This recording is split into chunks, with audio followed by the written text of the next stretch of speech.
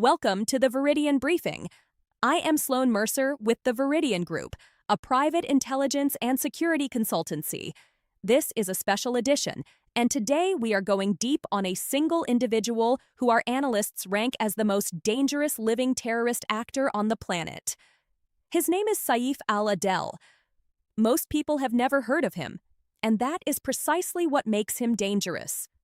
When people think of al-Qaeda leadership, the names that come to mind are Osama bin Laden and Ayman al-Zawahiri. Both are dead. Bin Laden was killed in the 2011 raid in Abbottabad. Zawahiri was killed in a U.S. drone strike in Kabul in July 2022.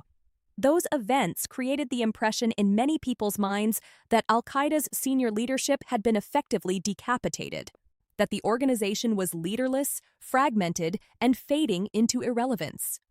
Our assessment, based on official U.S. government materials, United Nations reporting, and credible investigative journalism, is that this impression is wrong. Al-Qaeda has a leader. He has been operating for decades. He has a network. He has communication channels to regional affiliates, and he is doing it from one of the most geopolitically complicated locations imaginable.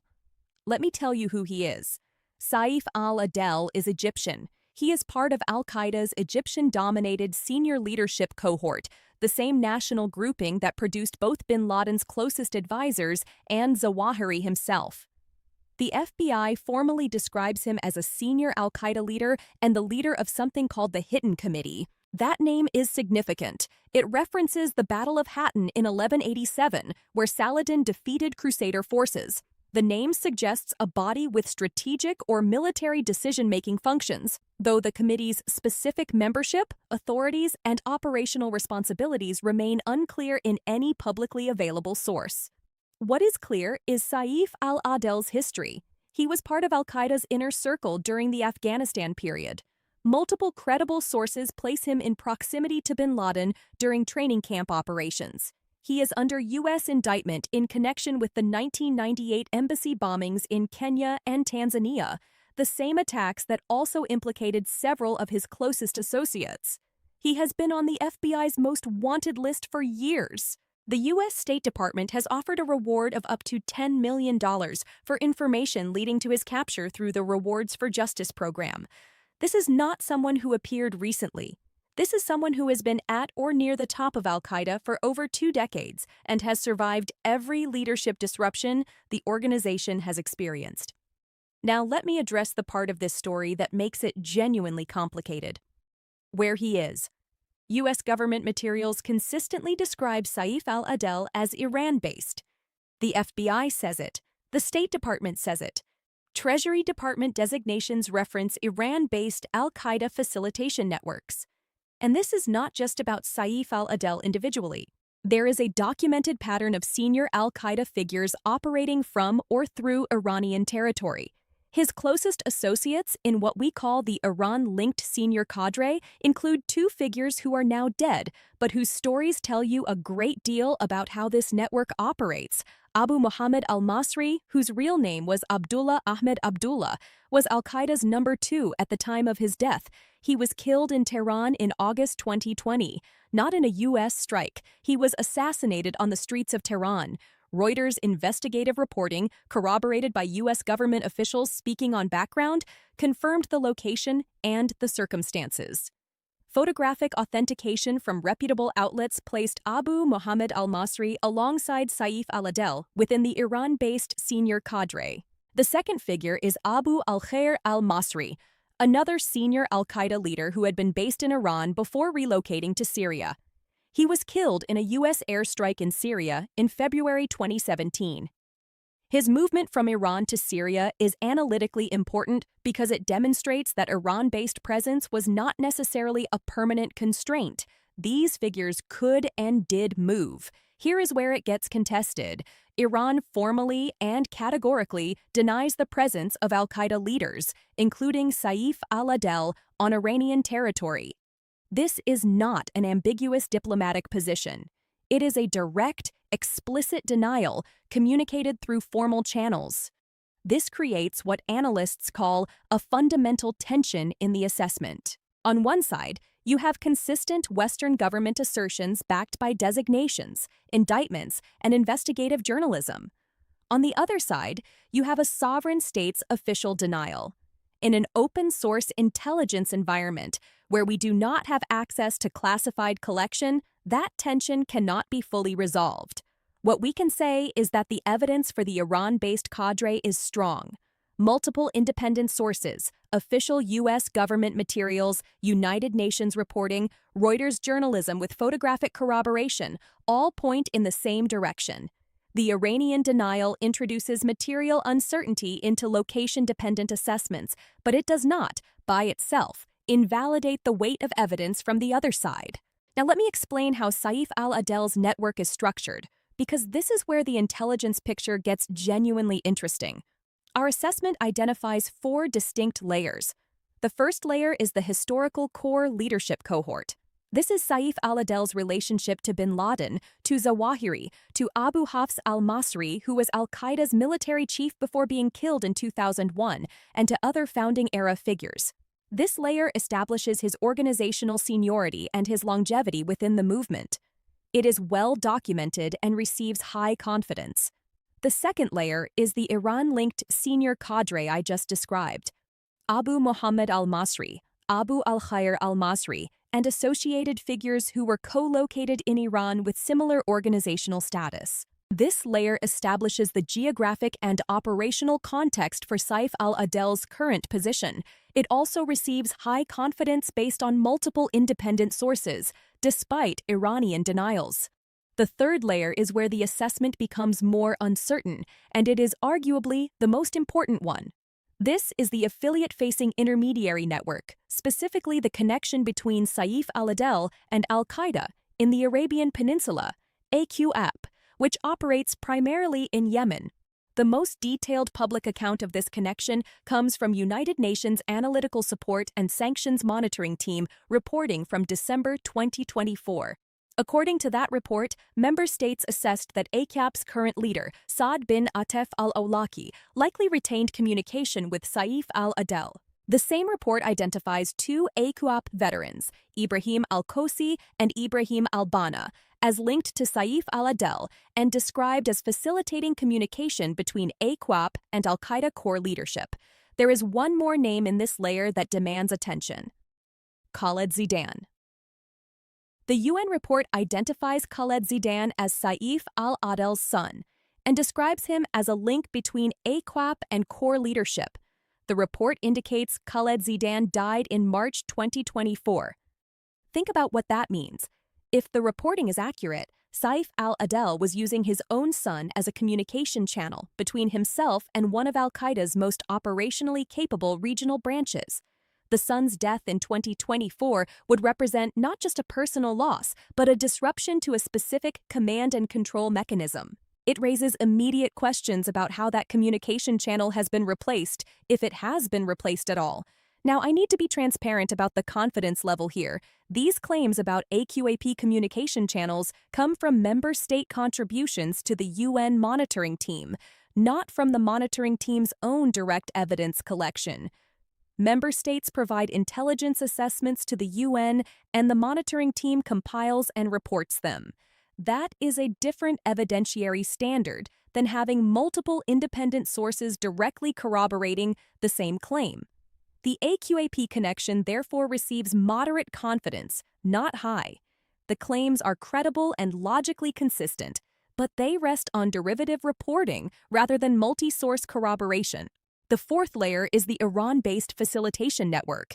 U.S. Treasury and State Department designations describe several figures operating from or through Iranian territory who perform financial facilitation and communications coordination for al-Qaeda. Names like Yassin al-Suri, who Treasury designated in 2011 as an Iran-based facilitator responsible for moving money and personnel. Adel Radi Sakr al-Wahabi al-Harbi, designated in 2014 as part of a network moving fighters and funds. And Abd al-Rahman al-Maghrebi, described as a senior figure responsible for coordinating communications with affiliates. These individuals are characterized as financial and communications infrastructure, not operational commanders. And critically, their specific relationship to Saif al-Adel, Whether they report to him, coordinate with him, or operate in parallel is not explicitly defined in any open source material we have examined. They are part of the same ecosystem, but the command lines within that ecosystem remain unclear. So what does all of this actually mean? What is Saif al-Adel actually doing? Our analysts developed 3 competing scenarios because the honest answer is that the evidence supports more than one interpretation. Scenario 1 is that Saif al-Adel is an active strategic leader coordinating affiliates through intermediaries. In this reading, the communication channels to AQAP are real and operational. He provides strategic guidance, approves major operations, and exercises genuine command and control over regional branches. The intermediary figures identified in UN reporting are functioning nodes in an active communication network. This scenario is consistent with the organizational logic of al-Qaeda, which has historically maintained a hub-and-spoke model between core leadership and regional affiliates. Scenario 2 is that Saif al-Adel is a constrained figurehead with limited real-time control. In this reading, his senior status reflects historical prestige rather than current operational authority. The Iran connection may actually be a limitation. If Iranian state actors restrict his movement, monitor his communications, or constrain his activities as part of their own geopolitical calculations, he may be unable to exercise the kind of operational control that Scenario 1 envisions. Under this scenario, AQAP and other affiliates operate essentially autonomously, and the liaison relationships described in UN reporting are symbolic rather than operational. Scenario 3 is the hybrid model, and it is the one our analysts assess as slightly more likely than the other 2. In this reading, Saif al-Adel provides strategic guidance and serves as an adjudicator for affiliate disputes, but does not exercise day-to-day operational control. Communication channels are intermittent rather than continuous. Affiliates seek his input on major strategic shifts, ideological questions, or resource allocation decisions, but they do not need his approval for individual operations. He is a strategic advisor, not a field commander. The distinction between these 3 scenarios has enormous implications for counterterrorism strategy. If Scenario 1 is correct, disrupting the communication channels and targeting the intermediaries would degrade affiliate operational capability.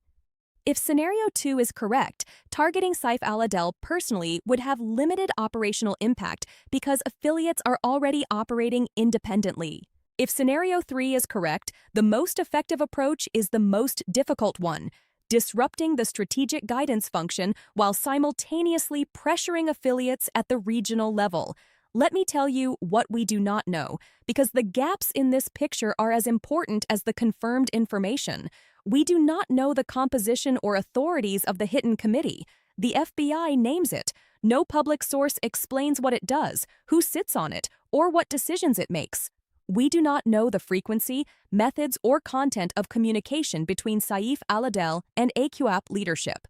The UN says communication likely exists. It does not say how often it happens, what form it takes, or what is discussed. The difference between weekly operational guidance and annual strategic consultation is enormous, and we cannot distinguish between them with available information. We do not know the internal structure of the Iran-based facilitation network. Multiple facilitators have been designated by Treasury and State, but whether they form a coherent organization under Saif al-Adel's direction or operate as independent nodes is unclear, and we do not know the true nature of the Iranian state's role.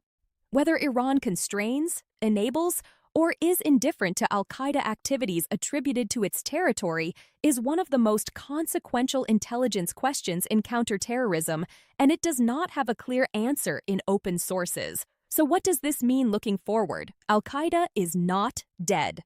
The narrative of decapitation and decline that followed the deaths of bin Laden and Zawahiri does not hold up against the evidence. The organization has a senior leadership figure with decades of experience, a documented network spanning multiple countries, assessed communication channels to regional affiliates, and a facilitation infrastructure operating from the territory of a major regional power. Whether that leadership is active, constrained, or advisory, the organizational structure persists.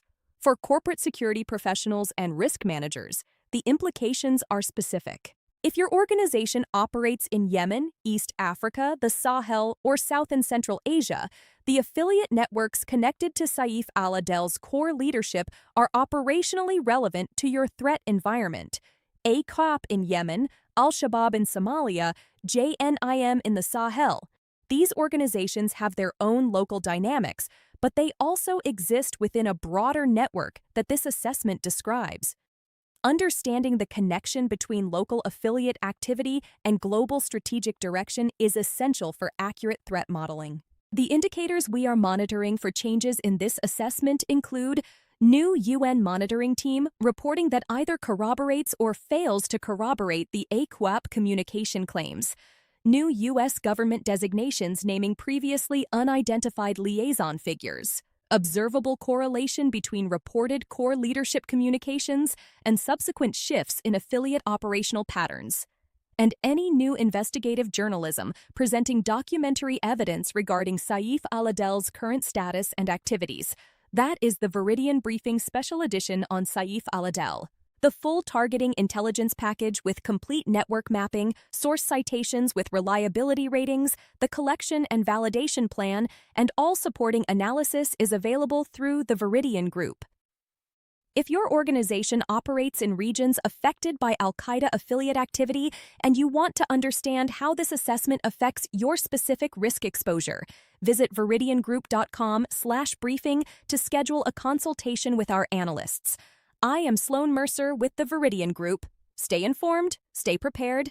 I will see you next week.